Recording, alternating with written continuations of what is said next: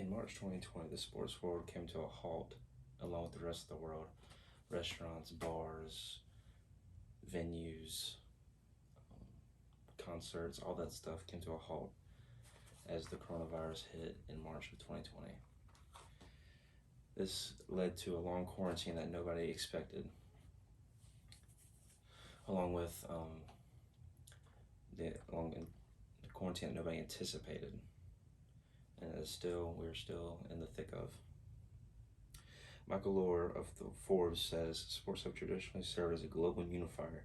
Race, religion, politics, socioeconomic status, gender, those are all thrown out the window when supporters band together to celebrate the result of competition.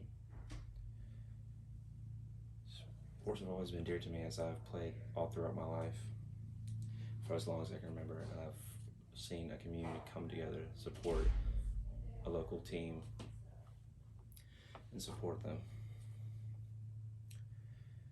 And sports are always essential in our world today.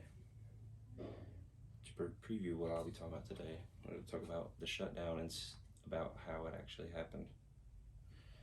Also, why it should not have happened and why it should not happen again. And then lastly, how to prevent it from happening again through protocols and rules that have been put in place throughout leagues and to protect fans and players and staff. So moving on to the first point, on March 11th, 2020, when the coronavirus was declared a pandemic, as Rudy Gobert tested positive for COVID-19 on the same day that it was declared a pandemic. After they found out he tested positive, the entire league was shut down. All the games were canceled for that day, and the world went into shock.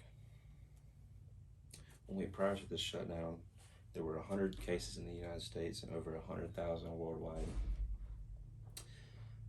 That previous information was from Axios.com, from Kendall Baker. Also, Matt Bonesteel of Washington Post talks about how the Duke's men's basketball team was canceled their season after a positive test during the ACC tournament. This caused them to miss the tournament for the first time since 1995, and this they finished with a record of 13-11. On Christmas of 2020, the Duke's women's basketball team canceled their season also due to COVID-19. Now we should move on to why this should not have happened. Winborough of MC says that 1.3 million sports jobs were affected in a negative way due to this pandemic. 371,607 fitness instructors' jobs were affected, along with 278,932 coaches and scouts.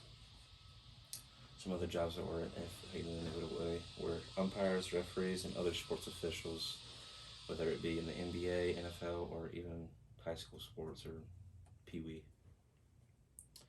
Hypothetically, if sports would have remained shut down through June, from mid-March to mid-June, over $12.3 billion could have been lost in salary and profit. 4.18 billion of that would be from fitness and aerobics trainers and instructors, and 303 million would be lost from umpires and referees and other sports officials.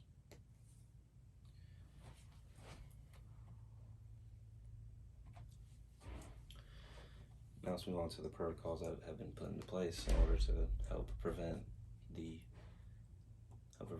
spread of the virus while still being able to view sports publicly. Steve Ashburn of NBA.com says that staff of an organization such as the Charlotte Hornets or players or anybody involved must quarantine for 10 days after a positive test or beginning of symptoms. After those 10 days, they may return to their job or activity, or unless they test negative twice in at least 24 hours apart. So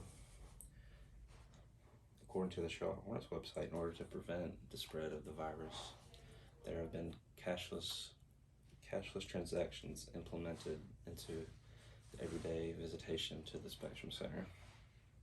This is done to limit contact between people. You can buy stuff like food, merchandise, tickets, and anything else that you could think of through their mobile app, the Hornets mobile app. Also through that app, fans complete a health survey or a health screening to ensure that they are suitable to enter the arena before they are able to interact with people inside the stadium, potentially spread their sickness if they don't pass the health screening. Everyone over 2 years old must wear a mask inside the center, and as always, there's always social distancing. Now, let's review. To review what we talked about, we say that sports in the whole world was shut down due to COVID back in March of 2020.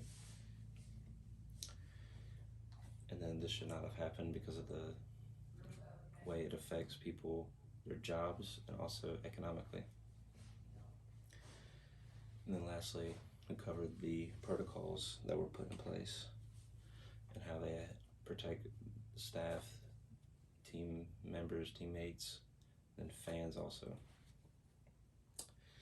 I like to challenge everyone to make their opinion known, whether it be for sports to continue or for sports to not be played or be more limited. You do this by maybe signing a petition or emailing a government official like Roy Cooper. They could maybe just hear your voice and hear the people's voice. I personally signed a petition that was able to make it possible for more people to attend high school sports, including my former high school, Forest Hills High School. Sports have made just such an impact on me in my life because I feel like it has made me the person that I've grown to become today. And playing all the sports all my life, it just hurts to not be able to sit down on a random day and watch an NBA game like tonight. Thank you.